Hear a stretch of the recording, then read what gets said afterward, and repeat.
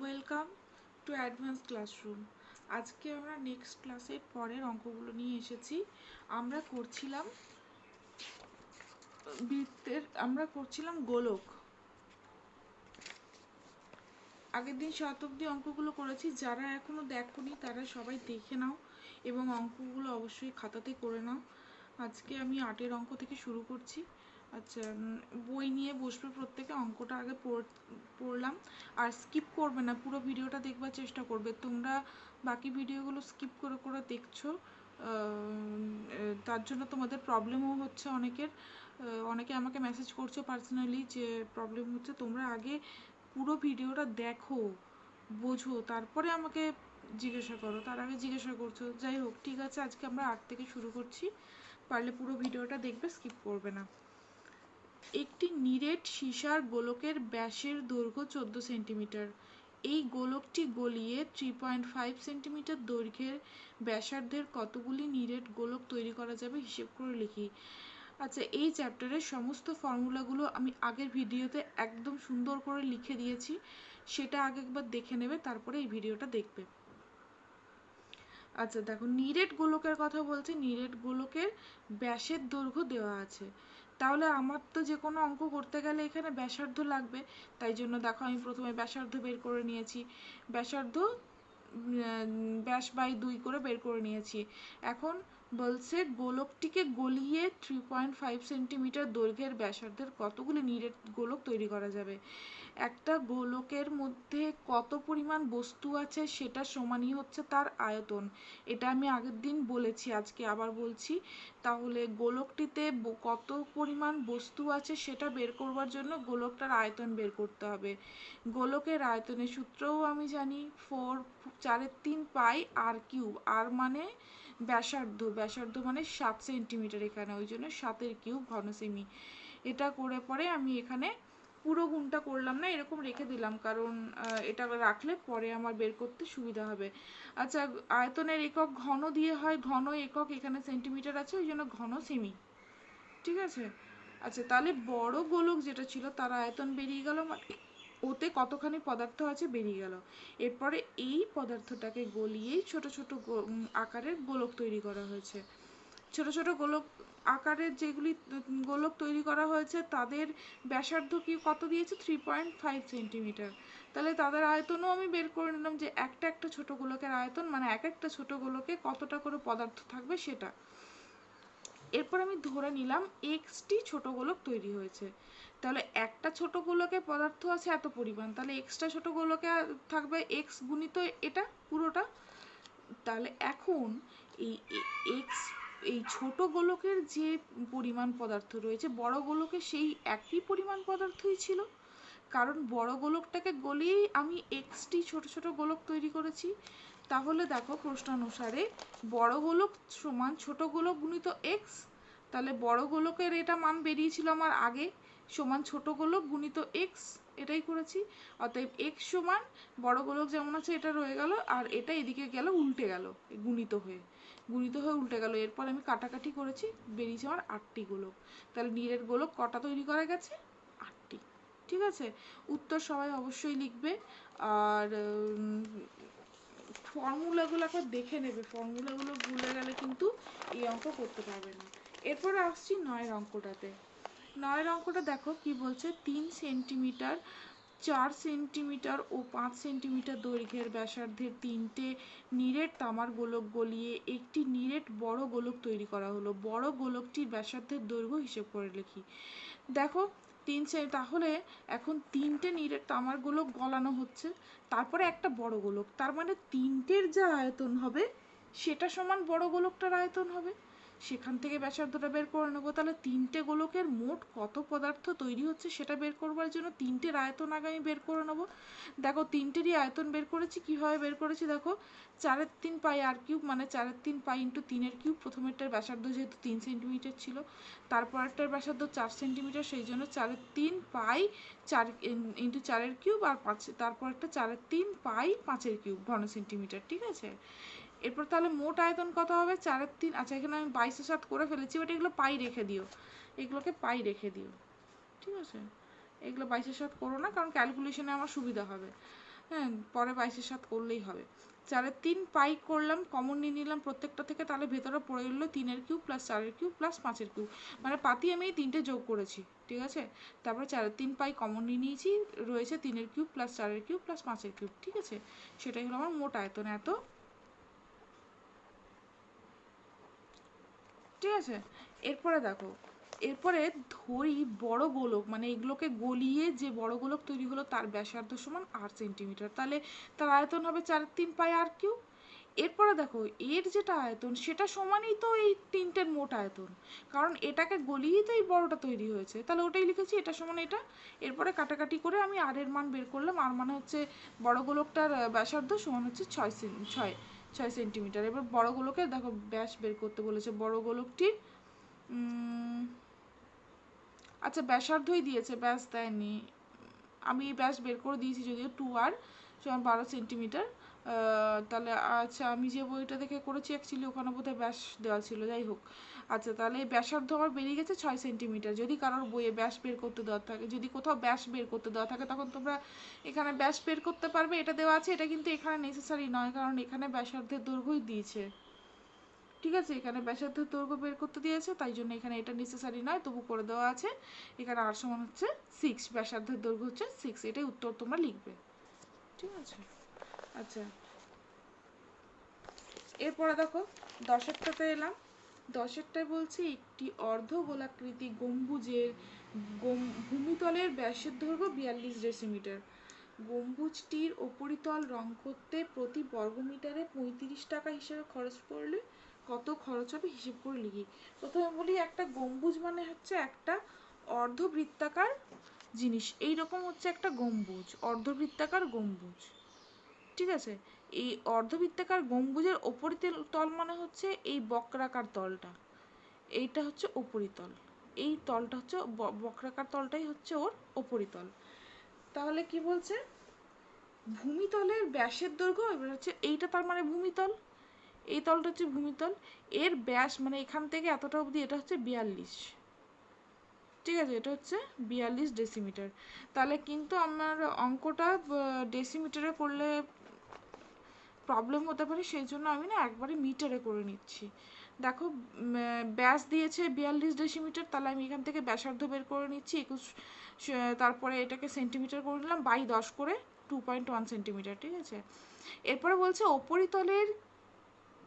উপরিতলটাকে রং করব, তার মানে হচ্ছে এই উপরিতলের ক্ষেত্রফলটা বের করতে হবে আমাকে, এই অঞ্চলটার ক্ষেত্রফল বের করা মানেই তো এটা রং করা, কারণ এই পুরো পুরো বডিটাই তো রং হবে, এটা পুরোটাই তো রং হবে, তো এই পুরো অঞ্চলটা আমি কী করে জানতে পারবো, উপরিতলের ক্ষেত্রফলটা দিলে।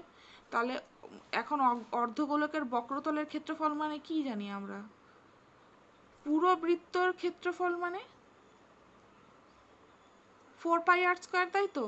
তাহলে অর্ধগোলকের হবে 2 পাই আর স্কোয়ার, তাই করেছি 2 পাই মানে 22-এর 7, আর স্কোয়ার মানে হচ্ছে এখানে আর যেটা বেরিয়েছিল আমার 2.1, 2.1 ইন্টু 2.1 বর্গ সেন্টিমিটার, ঠিক আছে। এটা হলো উপরিতলের অর্ধগোলকের উপরিতলের ক্ষেত্রফল। তারপরে কি বলছে দেখো, তাহলে আমি ক্ষেত্রফলটা জেনে গেলাম, মানে কতটা অঞ্চল আমাকে রং করতে হবে। এরপরে বলছে 1 বর্গমিটার প্রতি বর্গমিটারে কত টাকা, মানে 1 বর্গমিটারে খরচা হচ্ছে 35 টাকা, তাহলে 1 বর্গমিটারে খরচা হচ্ছে 35 টাকা, তাহলে এই এতটা রং করতে কত খরচা হবে বের করতে হবে। দেখো তাহলে এটা তো কিছু বলবার নেই, 1 বর্গমিটারে 35 টাকা, এত বর্গমিটারে 35 গুণিত এত সমান আমার বেরিয়েছে 970.20 টাকা, ঠিক আছে। উত্তর লিখে নিও সবাই। পরের অঙ্কটায় আসি।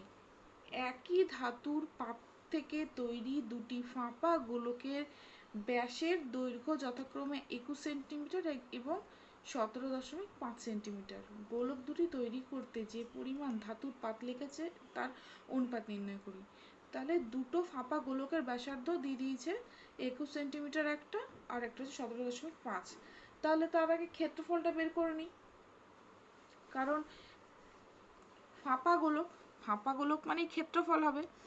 তাহলে ক্ষেত্রফল বের করে নিলাম দুটো, দেখো সমগ্র তলের ক্ষেত্রফল বের করে নিলাম, দ্বিতীয় গোলকের ক্ষেত্র সমগ্র তলের ক্ষেত্রফল বের করে নিলাম।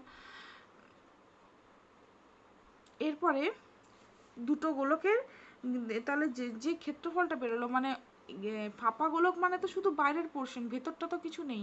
তাহলে ক্ষেত্রফল মানেই হচ্ছে ওর মধ্যে যতটা ধাতু আছে সেই পরিমাণ। তাহলে সেই প্রথম গোলক আর দ্বিতীয় গোলকের ক্ষেত্রফলের অনুপাত করে দিলাম, তাতেই আমার বেরিয়ে গেল ওদের মধ্যে কতটা করে ধাতু রয়েছে।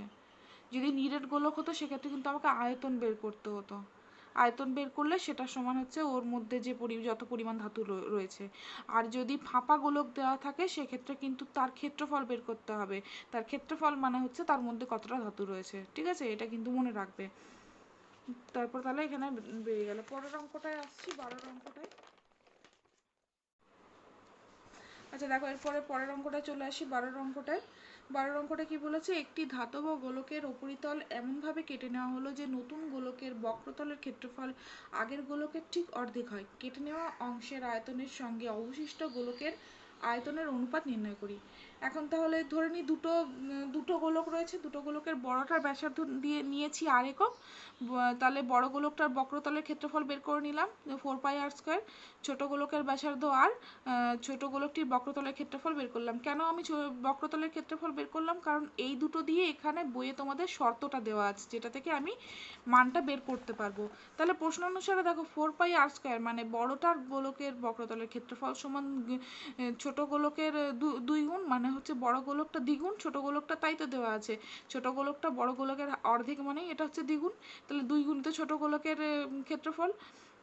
তাহলে এখান থেকে আমি এটা ক্যালকুলেশন করে, আচ্ছা এখানে একটা কথা বলে দিই, দেখো যদি এখানে তো তোমাদের আয়তনের অনুপাত বের করতে বলে দেওয়া আছে।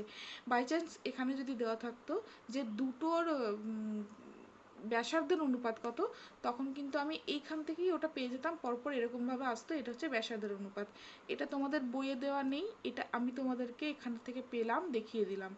এরপরে এখানে দেওয়া আছে আয়তনের অনুপাত। তো আয়তন অনুপাত বের করবার জন্য আমি কি করলাম সেটা দেখে নিই চলো। এখান থেকে আমি চলে আসলাম এদিকে, r² সমান হচ্ছে 2 ইন্টু স্মল r², এই স্মল আরটা এদিকে গুণ করে দিলাম। তাহলে r সমান, এটা রুট হয়ে গেল √2 ইন্টু √r² সমান হচ্ছে r। এইটা রুট করে দিলাম, এটা রুট মানে হচ্ছে r² সমান r, আর 2 এর হচ্ছে √2। এটা হচ্ছে ক্যাপিটাল আর এর একটা মান বেরোলো। এখন বড় গোলক, এখন দেখো, এখন বড় গোলকের আয়তন আমার তাহলে কত, বড় গোলকের আয়তন 4/3πr³ ঘন একক, আর ছোট গোলকের আয়তন 4/3π স্মল r³ ঘন একক। এখন তাহলে গোলক দুটির আয়তনের অনুপাত কি, 4/3π capital r³ 4/3π small r³। Capital আর এর মান আমি √2 ইন্টু আর বের করেছি উপরে, √2 ইন্টু আর এখানে আমি বের করেছি, √2 ইন্টু আর ক্যাপিটাল আর এর মান, সেটা আমি এখানে বসিয়ে দিলাম। সেটা আমি এখানে বসিয়ে দেওয়ার পরে ক্যালকুলেশন করলাম, দেখো 3টে √2 4/3π কেটে গেল, এটা বাই r³ কেটে গেল, √2 3টে পড়ে এলো, মানে 2√2/1, তাহলে অনুপাতটা বেরোলো 2√2:1। এটা হলো আমার অনুপাত। আচ্ছা পরের অঙ্কটাতে আসি। আচ্ছা যদি কারোর কোনো অসুবিধা হয়, পিডিএফ লাগে আমাকে মেসেজ করো, আমি তোমাদেরকে পিডিএফ দিয়ে দেবো। আচ্ছা এরপরে আসি পরের অঙ্কটাতে। দেখো 13 অঙ্কটা, 14 সেন্টিমিটার দৈর্ঘ্যের ব্যাসার্ধ বিশিষ্ট একটি ভূগোলকের অক্ষটির বক্রতলে 0.7 সেন্টিমিটার দৈর্ঘ্যের ব্যাসার্ধ বিশিষ্ট দুটি বৃত্তাকার ছিদ্র করা হয়েছে। ভূগোলকটির গোলাকার অংশের ধাতব পাতের ক্ষেত্রফল হিসেব করি। দেখো ভূগোলক মানে হচ্ছে বক্রতল, অবশ্যই বৃত্ত, তো তার ব্যাসার্ধ দিয়ে দিয়েছে 14 সেন্টিমিটার। তাহলে ক্ষেত্রফলটা আমি আগে বের করে নিই, কারণ এখানে বৃত্তের মধ্যে দুটো ছিদ্র করা হয়েছে, তো এই জিনিসটা আগে একটু বলে দিই। আচ্ছা আগে একটু বলে দিই, দেখো এই হলো ধরি আমার বৃত্তাকার ভূগোলক। আচ্ছা বৃত্তাকার ভূগোলক মানে কিন্তু গোল একটা বল, ঠিক আছে, নট এইরকম টাইপের। এরপরে সেই ভূগোলকের মধ্যে ধরো দুটো আমি ফুটো ফুটো ফুটো করে দিচ্ছি। আচ্ছা বৃত্তাকার ভূগোলক আর একটু বলি, ডিম, যদি তোমাকে একটা ডিম দিই আমি, ডিমটার মধ্যে আমি দুটো ছিদ্র করে দিলাম, তাহলে তো এই অংশগুলো তো ফাঁকা হয়ে গেল, এই অংশগুলো তো কিছু রইলো না।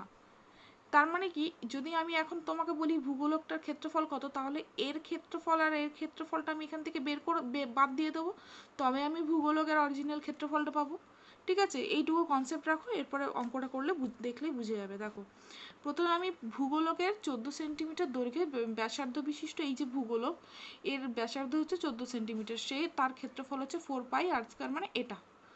ঠিক আছে, এবার ভূগোলকের ওপর বৃত্তাকার দুটি ছিদ্রের প্রত্যেকটির ব্যাসার্ধ দিয়েছে 0.7 সেন্টিমিটার। তাহলে দুটি ছিদ্রের ক্ষেত্রফল কত হবে? তা দুটি ছিদ্রের আচ্ছা, এই বৃত্তগুলোর ক্ষেত্রফল কত? পাই আর স্কয়ার করে। কারণ ভূগোলকটা তো গোলক, কিন্তু ছিদ্রগুলো তো বৃত্তাকার। একটা গোল বলের ওপরে যদি গোল গোল ছিদ্র থাকে, তাহলে দেখো ছিদ্রগুলো কিন্তু বৃত্তাকার, ছিদ্রগুলো কিন্তু ভেতর পর্যন্ত নয়, ওপরটাই ছিদ্র। কিন্তু ভূগোলকটা তো গোলাকার, তাহলে এটা হচ্ছে বৃত্ত, ঠিক আছে, ছিদ্রটা হচ্ছে বৃত্তাকার, গোলকটা কিন্তু বৃত্তাকার নয়, গোলাকার।